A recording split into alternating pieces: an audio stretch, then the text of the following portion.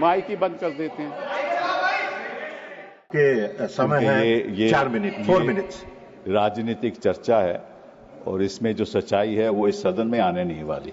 आप पूछते रहेंगे, वो जवाब नहीं कभी देने वाले, तो इस बात को छोड़ दीजिए आप। पहलगाम और सिंदूर की चर्चा क्यों हो रही है? इसलिए हो रही है कि ऐसा हादसा पहलगाम में दोबारा ना हो, इसलिए हो रही है।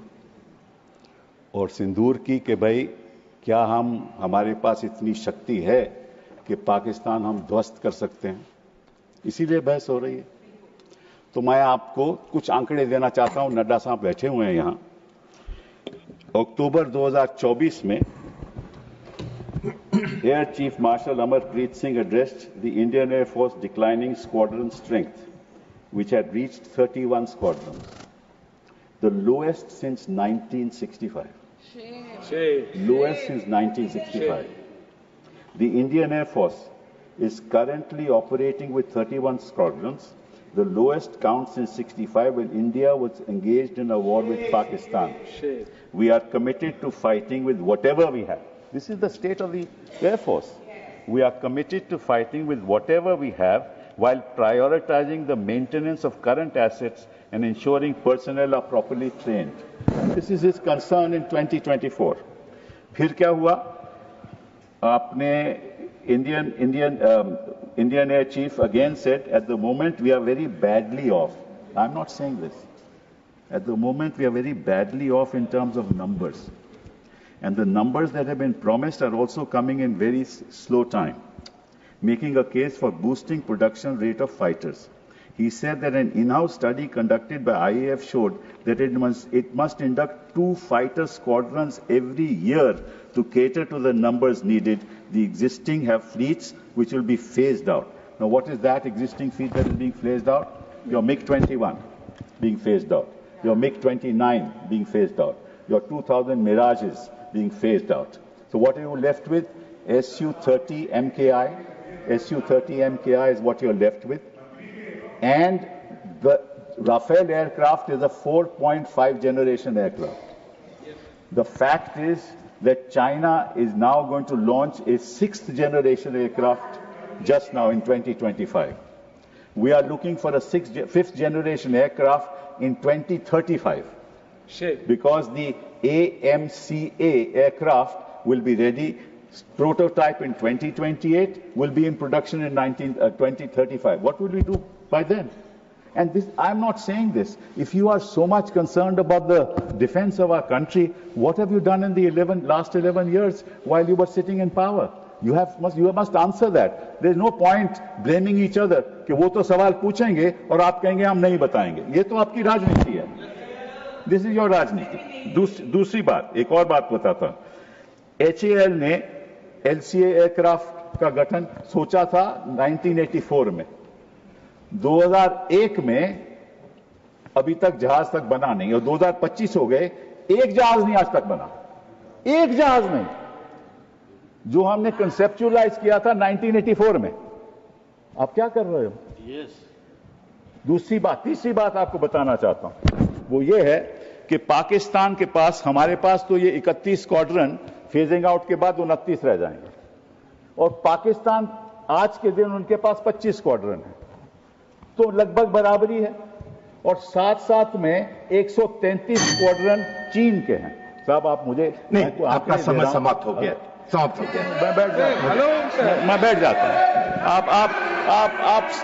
आपका समय समाप्त हो गया. सुनना नहीं चाहते तो मैं क्या कर सकता हूं? Your time is over. मैं कोई विवादित बात नहीं कर रहा. मैं देश के प्रति बात कर रहा हूं, कोई विवादित बात कर रहा हूं. मैं देश के प्रति आंकड़े बता रहा हूं, देश की जनता को कि आप कितने संगीन हैं. आप अपनी देश की रक्षा के लिए क्या कर रहे हैं. समाप्त हो चुका है, इसलिए हमने बेल बजाया है. और मैंने अभी दूसरा स्पीकर को बुलाया है, doctor Sasmit Patra. Nothing will go on record. Doctor Sasmit Patra.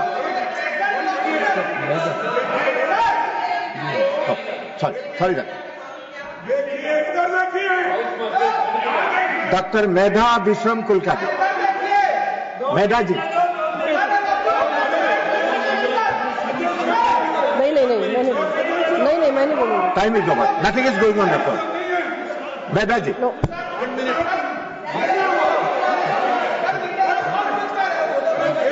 पहले से समय कम है, मैं ऐसे भीड़ में नहीं बोलूंगी। उसको नहीं मिलेगा। that's 1 minute. I am giving you 2 minutes. Please complete in 2 minutes.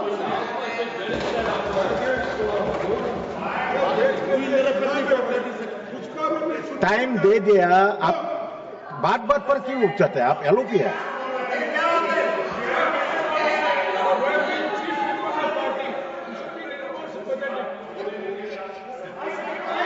Mic, ये तो हो गई हमारी प्रेपरेशन की बात कि हमारे पास इतना साधन नहीं है कि हम पाकिस्तान को ध्वस्त कर दें।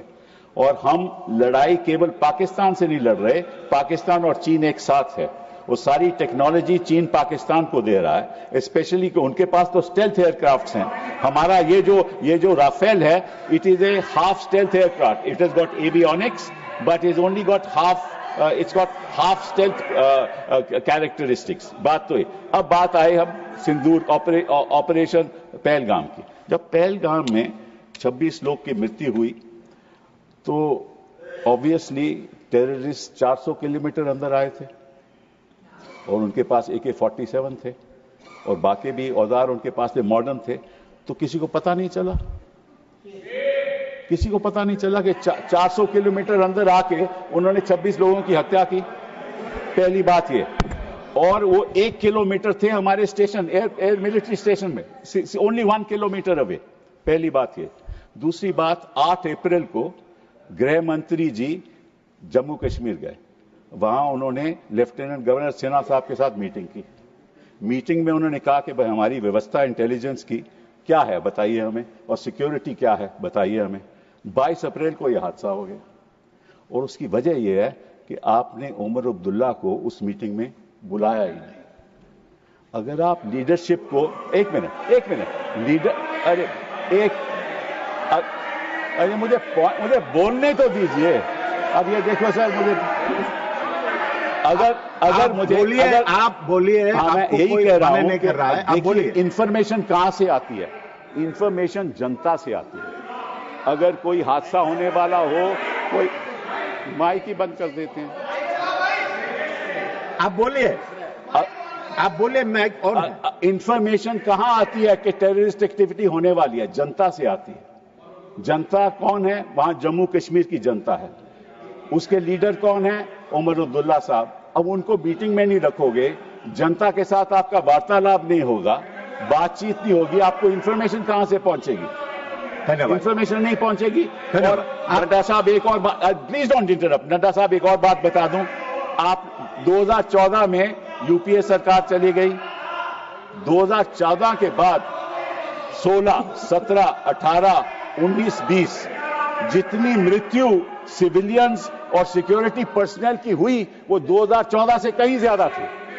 धन्यवाद। कहीं ज्यादा थी। धन्यवाद। मतलब क्या हुआ? धन्यवाद। 370 धन्यवाद डॉक्टर साहब। आपने सब कुछ कर दिया। आपने वादा किया कि यहाँ को टेररिज्म खत्म हो गया है, वो सारा शिफ्ट हो गया जम्मू में। और आपने 101 लाख 80,000 जो मेहता जी बोलेगा आर्मी के लोग कम कर दिए।